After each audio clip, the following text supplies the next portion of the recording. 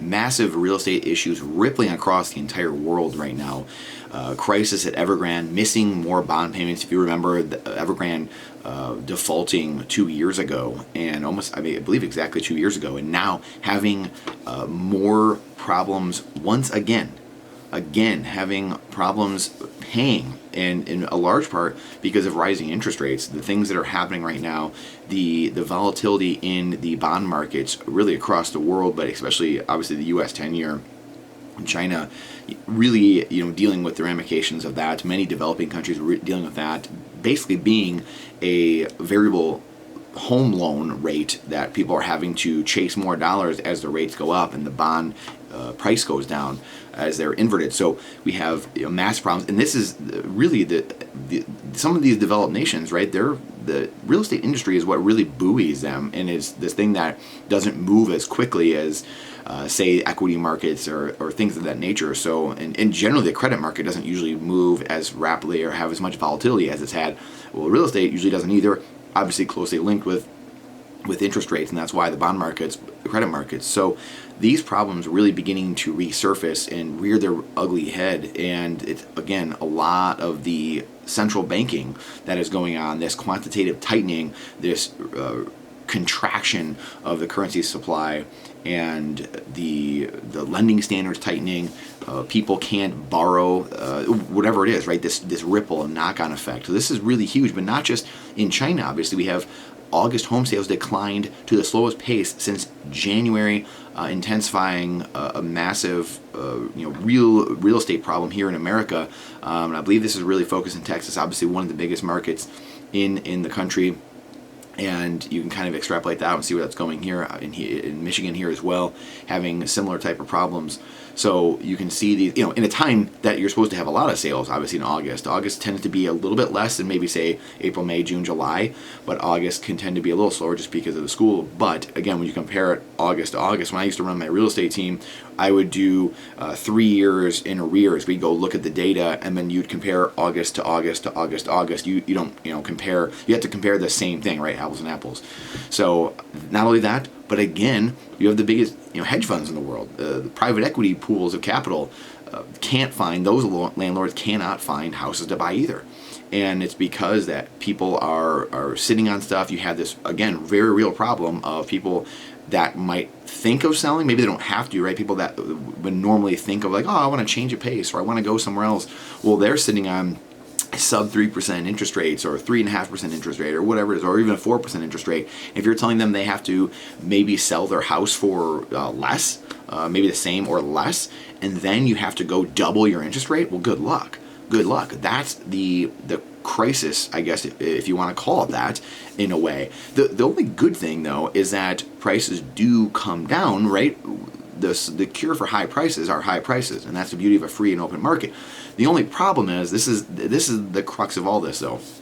So you have really big real estate issues, but the only problem is, will that happen? Again, you guys that have been here for any length of time know my prediction. My prediction, seeing what happened in 2012, having to move some of my family members out of their homes they built with their own hands and being foreclosed on. My prediction is that you're not going to see foreclosures in the coming years like you did for multiple reasons, but for one of the reasons is they're going to just print massive amounts of currency. I mean, trillions and trillions and trillions of dollars, tens of trillions of dollars, when this next crash does end up happening and taking place, which is inevitable. We are going towards it, and the globalist powers are going to see to that. They need to cover things up. They need to print and paper over things. So this is going to happen. And we're in a debt-based system, so it has to happen. That's mathematically has to happen. You can't go the other way. It's not like we're going to pay things down and we're going to have some sense of reality come back to the markets.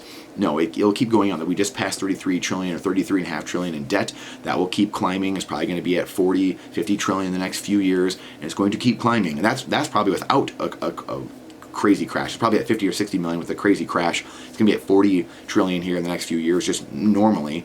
So this debt continues to compound, continues to go parabolic. It's going to get worse and worse because more and more people out there are going to say, we don't trust you, America. You keep piling on the debt. You're the world reserve currency, and you're the dirtiest shirt in the hamper. And we don't trust you to be able to pay all this back. So less and less bond purchases of our debt, which enslaves us anyway, but less and less bond purchases will mean yields will go higher and higher and higher on the interest rates. So you're going to have this problem just compounding itself. And again, high prices are the cure for high prices, but I think that when you're going to have a crash, you're going to see, so that's part of it, you're going to see this papering over because the system is a debt-based system. The dollar is based on debt. It's not backed by anything. So you must have more debt. The only thing that's going to happen. That's why debtors are winners. That's why Robert Kiyosaki says savers are losers. If you're saving in dollars, you are losing. You're getting poorer over time. Again, that's why for the last 12 years I've advocated for saving hard assets, saving Bitcoin first and foremost, saving a little bit of gold and silver, buying real estate, buying commodities, buying things of value, buying guns, weapons, firearms, land, things that you're selling the dollar, the worthless piece of paper, and then you're putting it into hard assets, things that have value or intangible value or what have you. So that's the most important thing. But the other part of this is the social aspect. The social aspect, as we've seen with student loan debt and the things that have been going on in that world, is that you're going to have people that the fervor, the social fervor for people being kicked out of their house left and right. Again, if this happens the next year or two or whatever, 15 years prior, you had a couple million people kicked out of their homes. I can't remember if it was 2 or 4 or 5 million people kicked out of their homes. And we didn't have social media like we do now. It wasn't as widespread, not as many people were on social media. You didn't have the camera technology like we have now. It wasn't as good. You didn't have the ability to go live and things like that. Now, can you imagine? The Johnson's family, they're getting kicked out by Chase Bank. People running up and down the street as the movers at the banks are kicking people out of their house. Do you think that's really going to play? I don't claim to have the actual answer. I'm just saying that's my prediction. This is what's going to happen in my mind. You're going to have this world where people are getting kicked out of their houses, and it's going to stop very quickly because you're going to have people screaming at the top of their lungs saying, this is not fair. Look, you're putting people on the street. So you have that coupled with, how do you get your CBDC out? How do you get your slavery coin out into the market? Well, what better way than to say, well, hey, Johnson family, we won't kick you out and put you on the street. Your house is only worth $250,000 or we'll say $250,000. We'll give you $300 for it.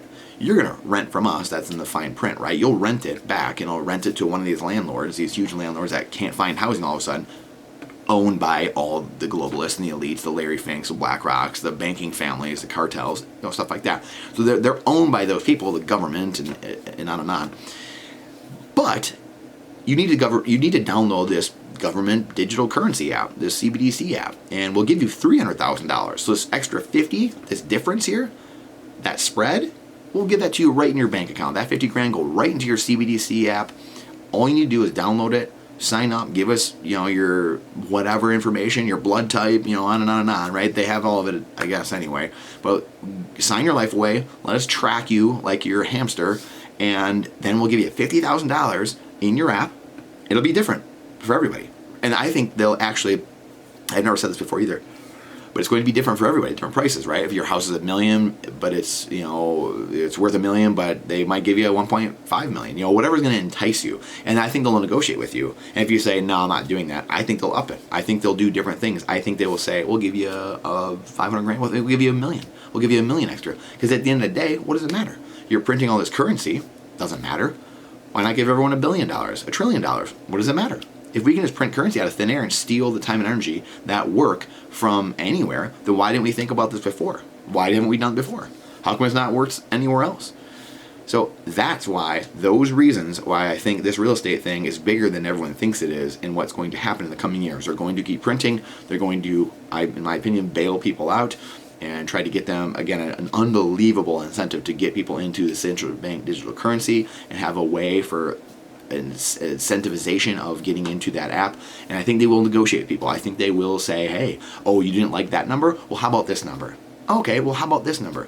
I think we're going to see those things. What better way? What better way? And again, that will cause its own massive problems. And maybe not. Maybe not. Maybe they'll just do a little amount. If you don't accept it, they'll say, okay, they'll try to incentivize you in other ways, right? There's, perception's reality, right? In the fiat world, fiat talking, that is that is how things are run. It's not based on merit or accountability or law of natural law or laws of thermodynamics. It's not based on that. It's just based on this. It's based on talking and running your mouth, hot air. So that's how things are going to be run. So they can, say as much as they want. They could slap another $100 trillion in the debt, and if no one blinks an eye, then no one blinks an eye. Technically, the game could just keep going on. So that's my prediction. That's what I think will continue. That's what I think will happen going forward. It's going to be a very, very interesting time to see how this really plays out going forward. But let me know. Let me know what your thoughts are. I think this is much bigger than people think it is, as much deeper ramifications than everyone thinks as well. But please let me know your thoughts in the comments as well. I'd love to know what you were thinking, how you see this playing out. It's something we've talked about a lot over time, but I would love to see how you think this is going to play out in real estate, what you're seeing in your area too. More importantly, I'd love to see what's going on in your area with real estate prices. So let us know, put it in the comments. Thank you for coming to my TED Talk. Appreciate you being here, truly, and building this community, which is the most important thing. Bitcoin, gold, silver, food, energy, ammo, security, firearms, community. The number one thing, building community, but trust, but verify, question everything in boldness, even the existence of God himself. And this is not financial advice. It is freedom advice. And we look forward to seeing you on the next one.